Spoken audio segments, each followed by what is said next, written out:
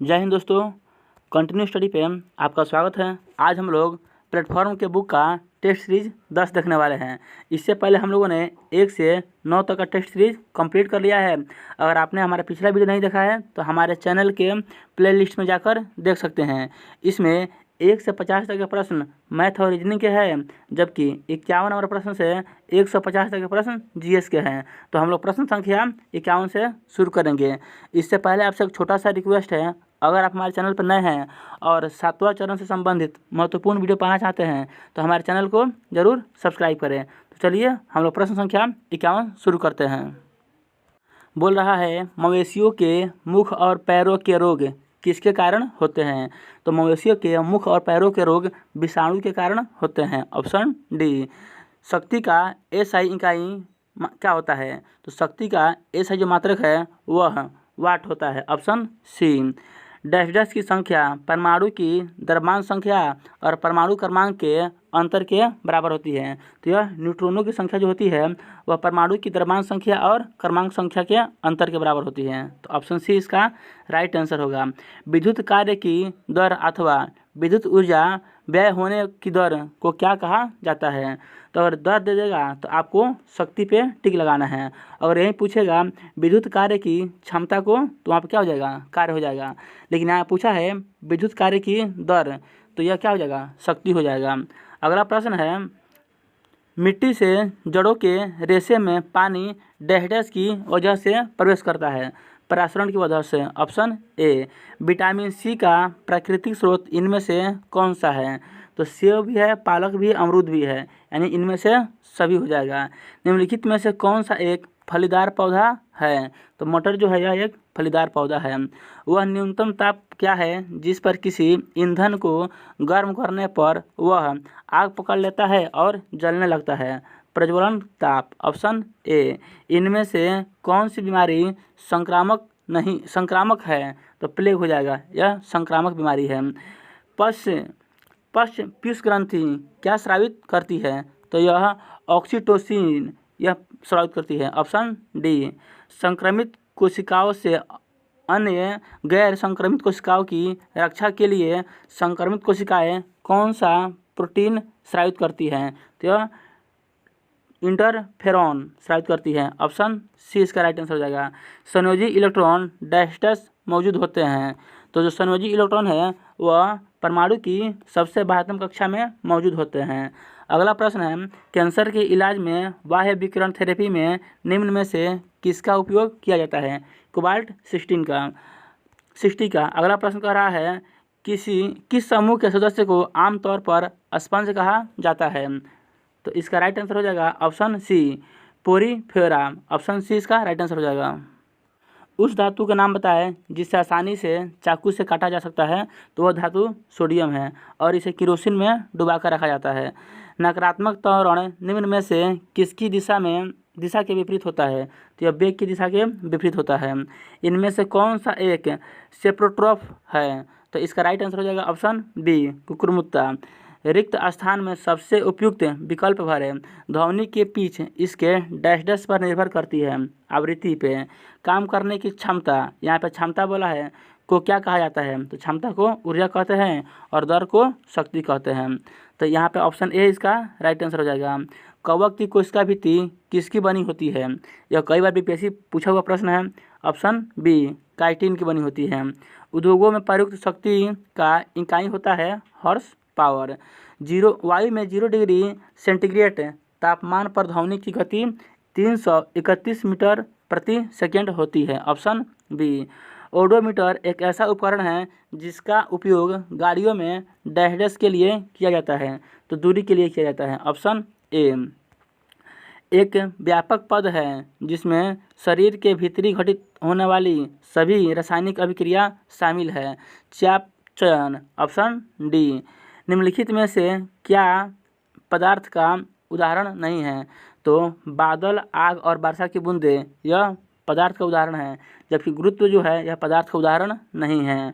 एस्टीरियोप्सिस निम्न में से किस अंग से संबंधित विशेषता है? तो यह आँख से संबंधित है। निम्नलिखित में से कौन सी मादा मच्छर डेंगू वायरस के वाहक के रूप में कार्य करती है? एडिज। Option B. छतों पर वर्षा जल संचयन को अनिवार्य बनाने वाला भारत का पहला और एकमात्र राज्य निम्नलिखित में से कौन सा है? आंध्र प्रदेश। Option B. निम्नलिखित में से क्या किसी बीज का बीजावरण बनाता है? तो अध्यावरण। ऑप्शन सी इसका राइट आंसर हो जाएगा। निम्नलिखित में से किसे ग्रीन हाउस गैस के रूप में नहीं जाना जाता है? तो कार्बन डाइऑक्साइड, मीथेन और जलवाष्प, इसे ग्रीन हाउस गैस के रूप में जाना जाता है। जो ऑक्सीजन है इसको ग्रीन हाउस गैस के रूप में नहीं जाना जाता है। तो ऑप्शन सी इसका राइट आंसर हो जाएगा। पौधों के विभिन्न पहलुओं के वैज्ञानिक अध्ययन को कहा जाता है वनस्पति विज्ञान। निम्न में से कौन सा एक वायु प्रदूषण से संबंधित नहीं है? यूट्रिफिकेशन। ऑप्शन सी है जो है वह वायु प्रदूषण से संबंधित नहीं है। बढ़ी हुई हृदय दर को क्या कहते हैं? तो इसे टेकिकार्डियो कहते हैं। ऑप्शन बी इसका राइट आंसर हो जाएगा। रुधिर में सामान्य ग्लूकोज स्तर है? तो रुधिर में सामान्य ग्लूकोज स्तर 80 से 100 mg डिवाइड बाई 100 ml रुधिर होता है। Option B. अगला प्रश्न है, किस समूह के सदस्यों का उपयोग बियर बनाने में किया जाता है? तो ईस्ट का उपयोग किया जाता है। कवकनाशी एवं प्रतिजैविक रसायन जो क्रमशः रोगजन कवकों और जीवाणुओं को मारते हैं। तो ऑप्शन बी इसका राइट आंसर हो जाएगा। झूम की खेती है? तो यह प्रश्न सीटेट में कई बार पूछा गया है। काट और दग्ध खेती। Option B. निम्नलिखित में से भारत में मिलने वाला सांप कौन सा सांप जहरीला नहीं होता है? तो यह भी सीटेट में कई बार पूछा गया है। दुबैया, अफाई और कैरेत, यह जो है यह जहरीला सांप होता है, जबकि भारतीय सैल अजगर यह जहरीला नहीं होता है। जब किसी एक कपड़े पर दूध को उड़ेलते हैं मलाई उस पर ही रह जाती है। पृथक्करण की यह प्रक्रिया है क्या है? यह प्रक्रिया निस्यंदन कहलाती है। उस समूह को चुनिए जिसका प्रयोग पुनर्चक्रण के पश्चात किया जा सकता है। तो वह समूह हो जाएगा लोहे की कील, कांच की बोतल, स्टील मग और गत्ते का डिब्बा, यानी ऑप्शन सी इसका राइट आंसर हो जाएगा। इंडियन ब्यूरो ऑफ माइंस का मुख्यालय कहाँ अवस्थित है? तो यह मैसूर में अवस्थित है। नहीं, यह होगा नागपुर में अवस्थित है। ऑप्शन इसका राइट हो जाएगा ऑप्शन डी, मैसूर में अवस्थित है। अगला प्रश्न है, भारत में पहली ब्रिटिश प्रेसिडेंसी की स्थापना कहाँ की गई थी? सूरत में। राउरकेला इस्पात संयंत्र को लौह अयस्क की आपूर्ति होती है? तो ये क्यूझर से होती है। Option C. निम्नलिखित में से कौन सा द्वीप क्षेत्रफल के अनुसार सबसे बड़ा है? तो इन चार ऑप्शन में अफ्रीका जो द्वीप है, महाद्वीप है, वह सबसे बड़ा है। सिख धर्म के पहले गुरु कौन थे? गुरु नानक देव जी। Option C. विश्व पर्यावरण दिवस कब मनाया जाता है? तो यह 5 जून को मनाया जाता है। ऑप्शन ए इसका राइट आंसर हो जाएगा। अपने राज्य में मुख्यमंत्री वरीयता तालिका के आधार पर निम्न में से किसके समकक्ष होता है? तो यह केंद्र के कैबिनेट मंत्री के समकक्ष होता है। ऑप्शन सी इसका राइट आंसर हो जाएगा। अगला प्रश्न कह रहा है, हिंदुस्तान सोशलिस्ट रिपब्लिकन एसोसिएशन के संस्थापक निम्न में से कौन थे? चंद्रशेखर आज़ाद। जनगणना 2011 के अनुसार शीर्ष जनसंख्या घनत्व वाले 4 राज्यों का सही अवरोही क्रम निम्न में से कौन सा है? तो इसका सही अवरोही क्रम हो जाएगा बिहार सबसे अधिक, उसके बाद पश्चिम बंगाल, फिर केरल और फिर उत्तर प्रदेश, यानी ऑप्शन ए इसका राइट आंसर हो जाएगा। शिवाजी एवं राजा जय सिंह के बीच पुरंदर की संधि किस वर्ष हुई थी? 1665 में। महासागरों के सतही जल का औसत तापमान लगभग कितना डिग्री होता है? तो यह 17 डिग्री सेल्सियस होता है। ऑप्शन डी इसका राइट आंसर हो जाएगा। वित्तीय आपात की घोषणा को कितनी अवधि के अंदर संसद के दोनों सदनों से अनुमोदित होना आवश्यक है? तो 2 माह के अंदर। दीवान ए बंदगान विभाग की स्थापना दिल्ली सल्तनत के किस शासक के काल में हुई? तो फिरोज शाह तुगलक के शासनकाल में हुआ था। स्थानांतरित कृषि का स्थानीय नाम डाहिया कहाँ पर है? तो यह मध्य प्रदेश में इसे स्थानांतरित कृषि को डाहिया नाम से जाना जाता है। स्वतंत्र भारत में देश की प्रथम औद्योगिक नीति किस वर्ष घोषित की गई? तो 1948 में। भू राजस्व के लिए अस्थायी बंदोबस्त प्रणाली किसके द्वारा लागू किया गया था? तो लॉर्ड कॉर्नवालिस के द्वारा। भारत के महान्यायवादी का कार्यकाल निम्न में से क्या है? तो राष्ट्रपति के प्रसाद पर्यंत। ऑप्शन डी इसका राइट आंसर हो जाएगा। निम्न में कौन सबसे बाद में प्रधानमंत्री पद पे आए थे? तो इन 4 ऑप्शन में आई.के. गुजराल ये सबसे बाद में प्रधानमंत्री पद पे आए थे। मार्मागुआ बंदरगाह किस राज्य में अवस्थित है? तो यह गोवा में अवस्थित है। ऑप्शन बी इसका राइट आंसर हो जाएगा।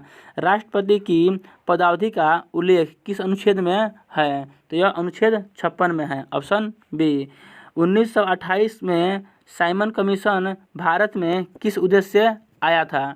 तो प्रशासनिक सुधार पर विचार के लिए, यानी ऑप्शन ए इसका राइट आंसर हो जाएगा।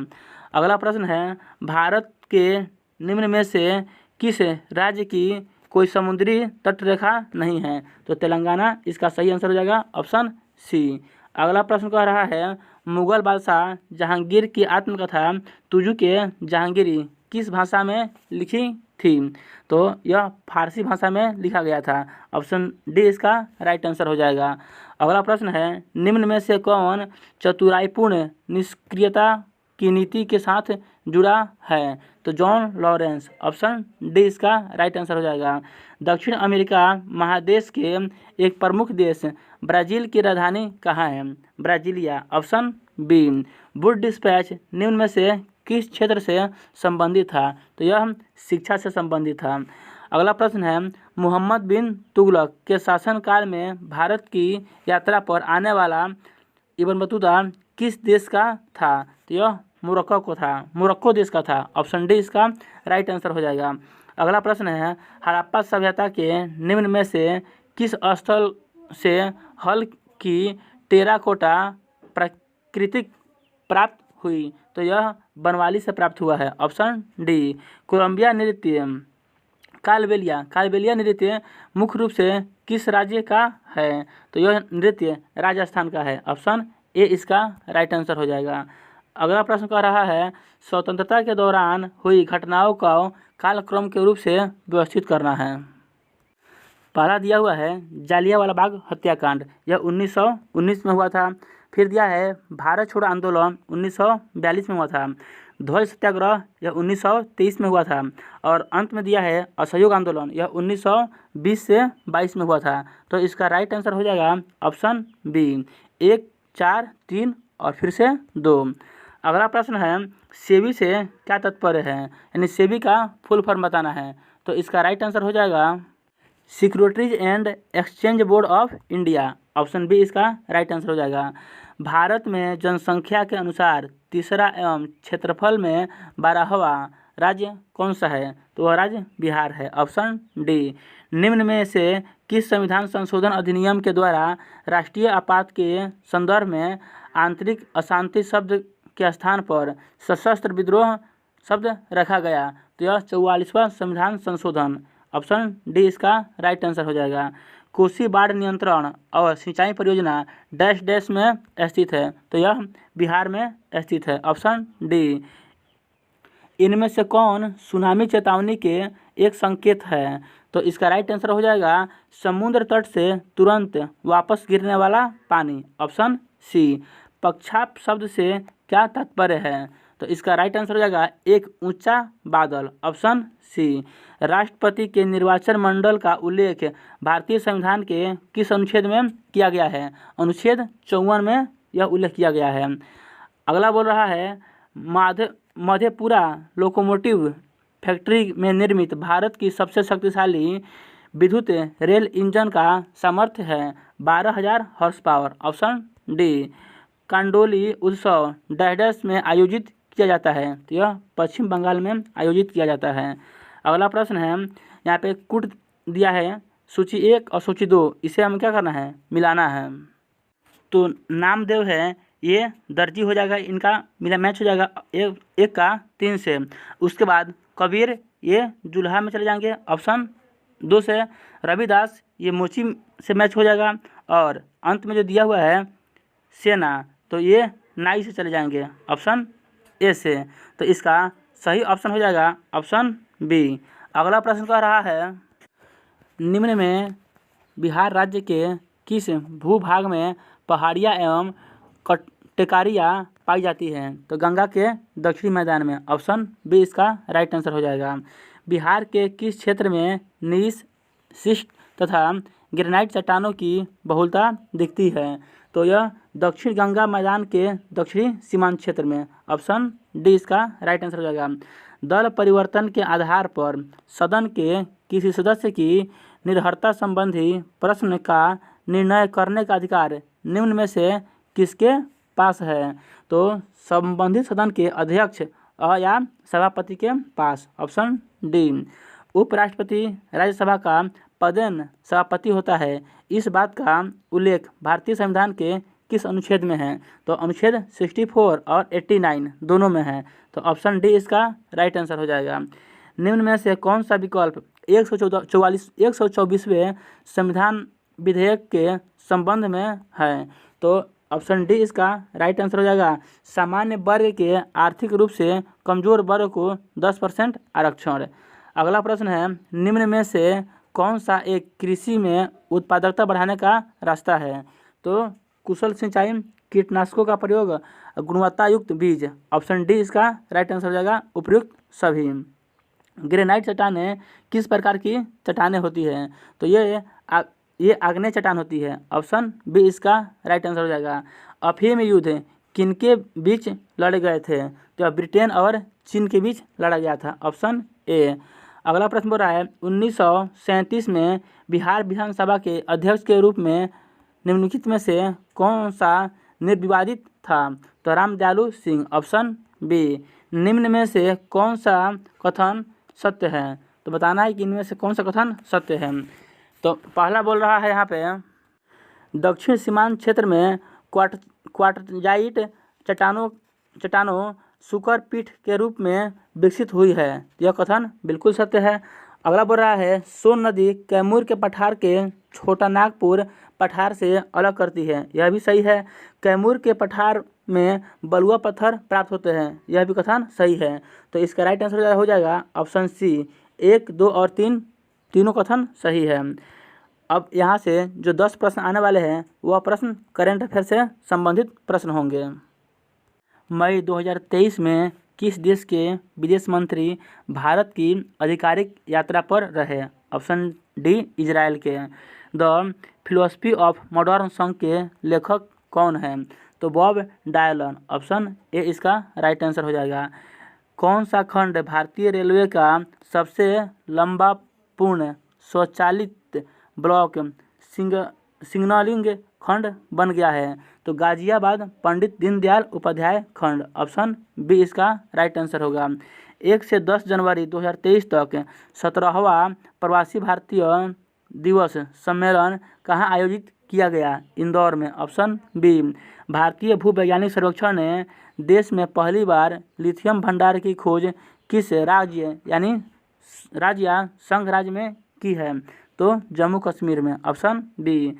अगला प्रश्न है, फरवरी 2023 में विश्व हिंदी सम्मेलन का कौन सा संस्करण फिजी में आयोजित हुआ था? तो ऑप्शन डी इसका राइट आंसर हो जाएगा, 12वां संस्करण। अगला प्रश्न कह रहा है, आर्टेमिस 3 मिशन के लिए नासा द्वारा किस कंपनी को अंतरिक्ष यात्री हेतु स्पेस सूट बनाने का काम सौंपा गया है? तो Axiom space company. Option C इसका राइट आंसर हो जाएगा। अगला है, आहार 2023 एशिया का सबसे बड़ा अंतर्राष्ट्रीय खाद्य और आतिथ्य मेला कहाँ आयोजित किया गया? तो इसका राइट आंसर हो जाएगा नई दिल्ली। ऑप्शन डी इसका राइट आंसर होगा। 19 अप्रैल 2023 को G20 का रिसर्च एंड इनोवेशन इनिशिएटिव सभा सम्मेलन कहाँ हुआ? तो यह धर्मशाला में हुआ था। Option C. और आज के इस सेशन का अंतिम प्रश्न कह रहा है, कजाकिस्तान के अस्ताना में एशियाई कुश्ती चैंपियनशिप 2023 में पुरुषों की 57 केजी प्री स्टाइल श्रेणी में स्वर्ण पदक किसने जीता है? तो इसका राइट आंसर हो जाएगा अमन सहरावत ने। Option B. तो फ्रेंड, यही आज के इस सेशन का प्रश्न था। तो ये वीडियो आपको कैसा लगा कमेंट करके ज़रूर बताएं। अगर वीडियो आपको अच्छा लगा तो लाइक और शेयर ज़रूर करें और हमारे चैनल को सब्सक्राइब ज़रूर करें। तो चलिए हम लोग मिलते हैं टेस्ट सीरीज़ 11 में। तब तक के लिए जय हिंद।